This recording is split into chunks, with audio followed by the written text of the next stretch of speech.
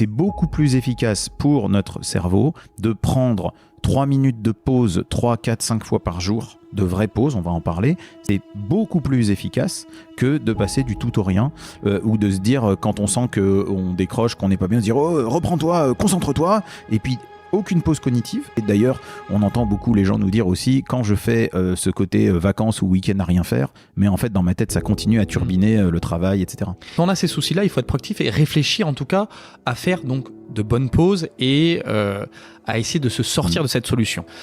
Est-ce que tu peux nous donner donc des exemples de bonnes pauses ? Alors, les bonnes pauses, ce sont des pauses qui vont être non cognitives, donc qui vont être plutôt sensorielles. Comme le dit Alicia, ma collègue avec qui j'ai écrit le livre, faire une bonne pause, c'est passer de réfléchi à ressent. Donc faire quelque chose qui soit purement sensoriel. Donc par exemple, c'est l'exemple que je donne souvent, faisons-nous un café, pourquoi pas, ou un thé, mais au lieu de parler de boulot avec, on va juste se concentrer là-dessus. Donc par exemple, se faire une boisson chaude, mettre les mains autour de la tasse et sentir la chaleur.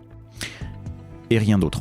Et c'est bien, c'est rassurant parce que tu viens de dire qu'une pause de 30 secondes, on peut déjà retrouver des sensations et calmer son cerveau. Oui, et si on n'en fait vraiment plus, pour les gens qui sont vraiment saturés, vraiment débordés, qui sont au bord du burn-out, je leur dis soyez pas trop gourmands, si vous arrivez à en faire une de 30 secondes, c'est déjà pas mal.